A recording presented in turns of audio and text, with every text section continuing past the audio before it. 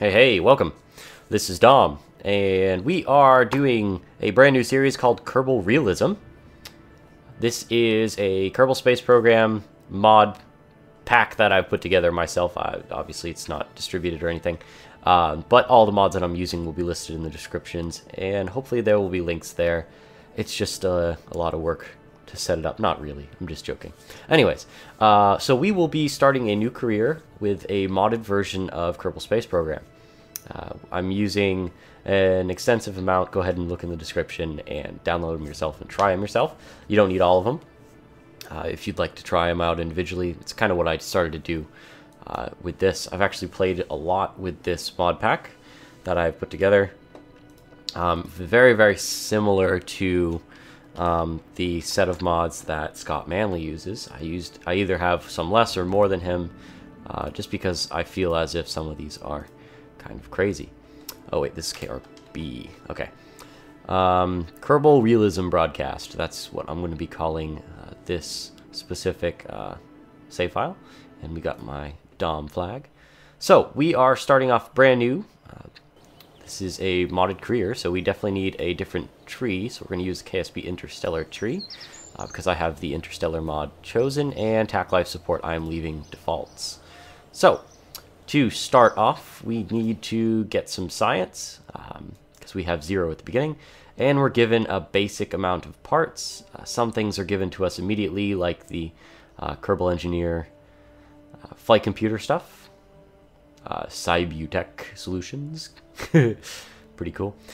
Some of this stuff is given to us right away. So we are just going to get a little bit more science by... I don't know if we have anything that we can do. Nope. Okay.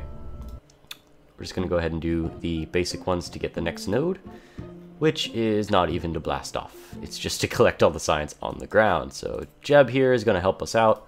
We're going to do a crew report. We're going to keep that. We're going to do an EVA. And we are going to take a EVA report and a surf. Oops, I did not want to plant the flag. No, don't do that. Don't plant the flag. No.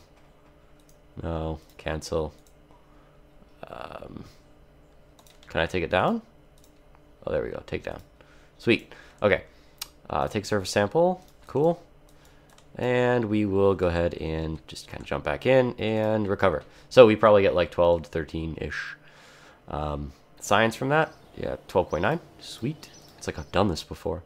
We're going to get this node and unlock some really decent parts that will allow us to more or less get in and out of space safely for our first mission.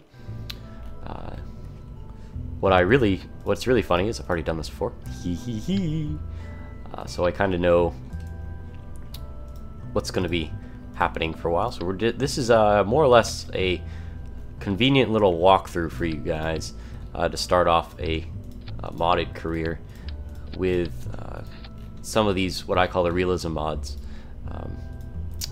Some of them are not too realistic, but I like having them anyways because they make it more fun to play. Boop. Okay, that's decent.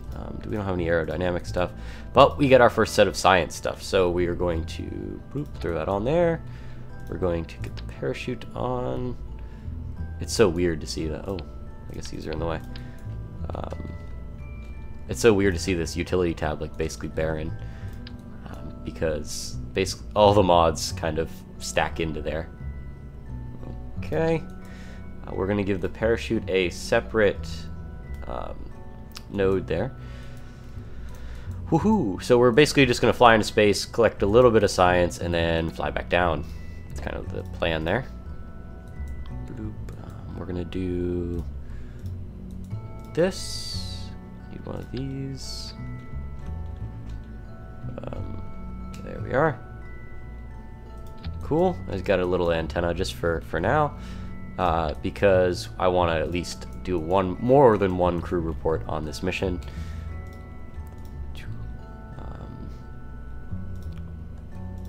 Okay, I think we're ready to go. This looks just like the one I tried with originally. So we're gonna go ahead and jump off. That little Kerbal Engineer device, I'm gonna show you what it does in a second. It looks like the little tape player. For you children out there, music used to come on tapes, not CDs. So, basically what it does is it tells you your rocket's stats. So for example, we have 2,700 meters per second delta V, tells us our apoapsis height, periapsis height, all these kinds of stats. You can go ahead and just turn all these on. You can figure out where you're going to land, I guess, is one of these, if I can remember correctly. I don't remember anymore. So, it tells you all your thrust weight. Oh yeah, wait, surface is right here. Yeah, impact time and impact altitude and all that kind of stuff. Anyways, I don't use the surface one very much. We're going to turn on SAS. First of all, we're going to do a mystery goo here, and we'll keep that one. We will do, can we do a crew report here? Oh, we already did that one, that's right. I'm sorry, I forgot. So we are going to throttle up. Got my joystick playing here. And then we're going to do a crew report now. Keep that one. Boop, boop. We're probably just gonna float over just a little bit, and yep, I already messed up. So we're gonna revert it because the reasoning why I did that, I pretended like I wasn't know what I was doing. Don't listen to me. No, reason why it kind of nosed over like that is because we have Ferrum Aerospace installed, and we have to go by aerodynamic laws. So if we just kind of go really fast and then turn, we're going to end up doing a flat spin or something. So we're just going to go ahead and kind of go straight up until we can kind of roll over just a little bit at a time. And you can do this in reality as well. You just have to maintain control, which I'm not very good at doing apparently. So, we'll do that again. Whew. It's really hard to do this on here without reaction wheels or control surfaces. Ferrum Aerospace makes things very, very hard. So we're going to turn those things on. There we go. And we might as well just, boop, jump off. Okay, we're going to slowly move our angle out just a little bit. You kind of have to stay within a certain... Ooh. With this kind of a vehicle, you have to stay within a certain distance of your angle of attack. But we're not going to do that anymore because it doesn't work. Whew. Let's try it one more time. Let's turn off these assistances because I don't even know what they're doing right now. Let's observe. Let's turn on SAS and let's go ahead and go. Do our crew report, and we'll just go straight up, not worrying about having to move over or anything. This will work. I've done it before. So we're going to go ahead and move up our apoapsis. As you can tell, I don't need to even move to the map view, which leaves it really awesome for you guys to see. There's no more, oh boy, here it goes, ooh, and it's gone again. Why? I did not do anything wrong. Arg! Boop, boop, boop. T. Observe. I know it's a little bit unbalanced. Just a little bit because of that thing there. But let's try it again. Okay. Don't touch anything. Anyways. Yeah, our apoapsis is here. We don't even have to go to the map view to see it. Also periapsis, all those kinds of stats. One of my favorite parts of this mod of Flight Engineer is those benefits. Oh boy, and we lost it again. So I guess we're gonna have to wait a little bit to be able to do this kind of flight. Either way, it's worked before. We are just going to observe. Cool. We will activate. We will review report. Oop. We can send that. Cool. And then what we're going to have to do is kind of, let's see, let's do a pop off here. Sweet. And then we can deploy our chute. And this is just went horribly wrong, so we're going to deactivate this. So with Remote Tech 2 installed, just a little bit of a heads up there. The communications have changed a lot with Remote Tech 2. So if you guys plan on using that, wait till a future episode and I'll kind of teach you guys how to get the communications up and running very well. All of your comm satellites and all that stuff. It takes a little bit of know-how to get that done. So we're going to go ahead and just kind of float to the ground here. Wonder if we can do EVA. Nah, I might as well. I'll wait till we land. Weird part is I think we're landing right on... That was weird. Right on the runway. Maybe not. Oh yeah, looks like it's still within it. So we might get some data for the runway. No harm in that. Okay. Let's do a crew report again. Yep, from the runway. We'll do another... Oopsie. EVA. We'll do this. We'll do EVA report. We'll do a surface sample. We'll jump back on.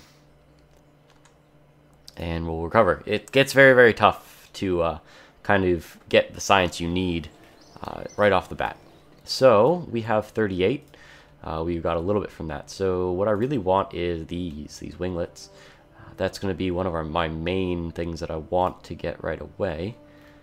Survivability I'm not worried about right now. Landing and stuff like that, not entirely a big problem for me. I want to get into space and get little bits of science, so I have enough, just enough, to get both of these nodes. So we're going to do that. This is going to be a fast episode. Fast-paced. Okay, so let's get a gimbaling engine out here. Let's see my ISPs here.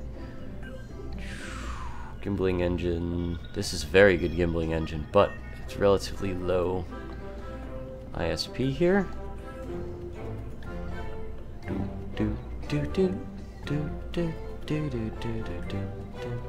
Okay, I'm gonna get I like this guy right here just for fun. I don't know, just to try the new parts out. We will put another fuel tank on here. Give it some cool kind of dynamic to it, and then we will end up adding, let's try just 2. I don't want to go too fast. We're gonna put solid rocket boosters from the mods on. We'll put the modded ones, the little guys here. Cool, those will go. We'll move this down. Keep the parachute up there. Looks good to me. This thing has a heat shield for reentry. It's perfect. That's ready to go. This is what I was looking for. Potentially a good thing to have. Okay. Yeah, it's kind of big, kind of bulky, but I don't care. Cool, looks good. I am ready to go. So, space engineer, or flight engineer, gives us all those stats, but it also gives it all those stats while building, which is really nice. So, for example, right now, my first stage is only 520 meters per second of delta V, but that's perfectly fine for me, because basically I just wanted to get off the pad and up to speed. Those wings are going to help just stabilizing the flight here for the first parts. Going a little bit faster than I want to, so when I throttle up here, not going to be too much throttle here. A little bit faster.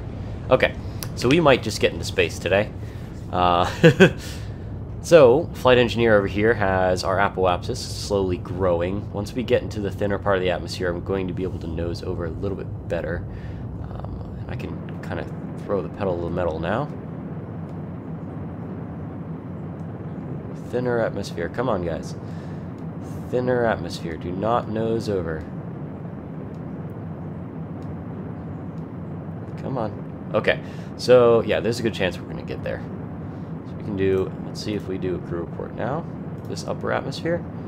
Yes, it is. So we'll keep that one. Let's do a mystery goo here.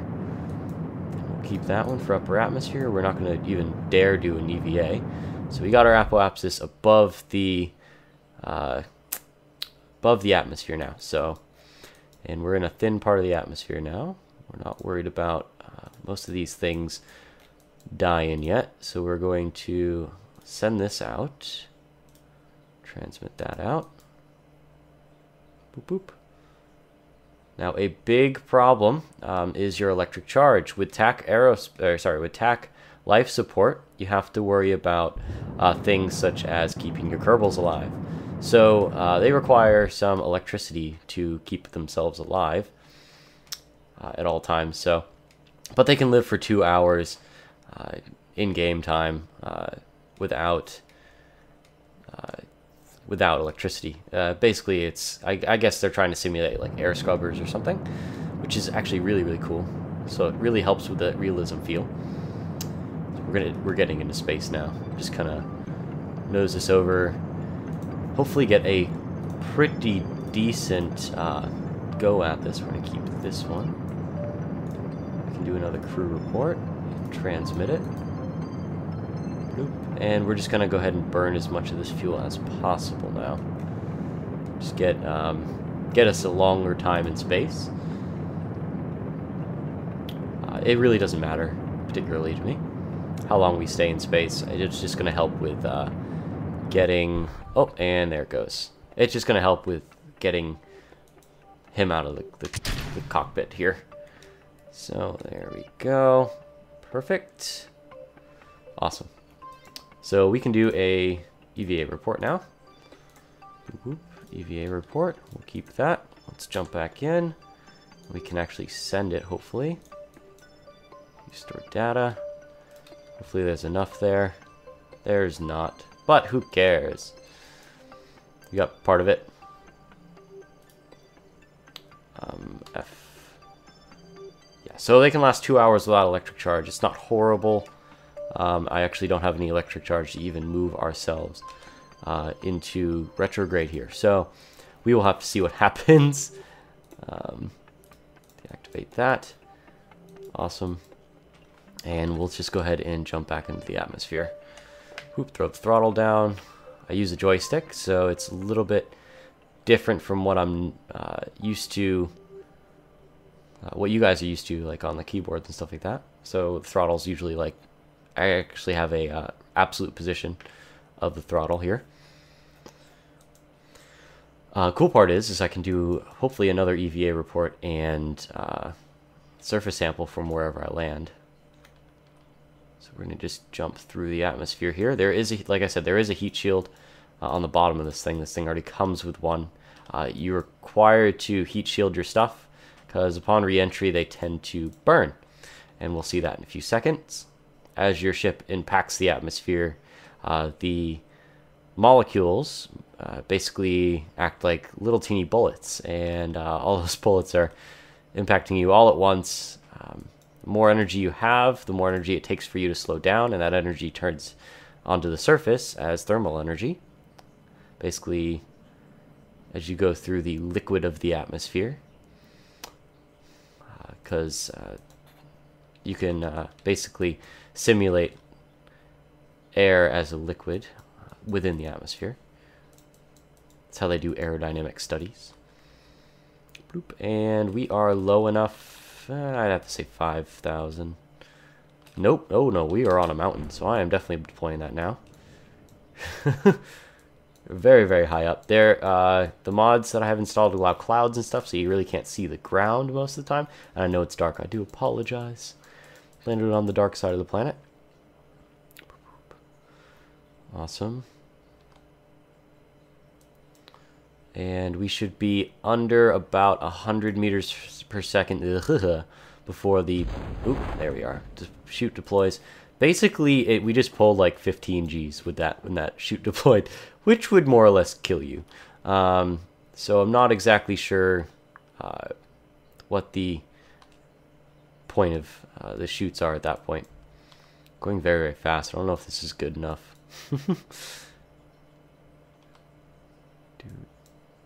Okay, let's slow this down. Hopefully we land in a decent position. 7.9 meters per second, and don't be hitting too hard. Okay, good. Not too hard. And we can't even do EVA, can we? Nope. Okay, either way. Works for me. So we'll recover it. Woo! And Mystery Goo, suborbital flight, sweet. So I got 25 science from doing that. And we're going to go ahead and just unlock one thing on camera. Oh, I only have enough for survivability. But I kind of wanted to get probes. But I can't really use them just yet. Boop, boop. Properly, at least. There's a lot of cool stuff in this construction. This is all from like the robotic stuff. Really good stuff in here. For that one. This is Kethane container. Pretty good stuff. We'll go over it in a little bit, or probably the next episode. So I'm just going to get the survivability thing here, and then we can look at what we have left. We need this. This is what we really need next to use probes. So I think we're going to go for this. We have batteries. We have the Science Junior, which gives us more science on our missions. So we can bring that up with us. And I think we'll do manned missions with those for the beginning. And we're going to need this comm antenna to set up our, basically our communication satellites. So that's it for one episode. Thank you guys for watching, and I'll see you in the next one.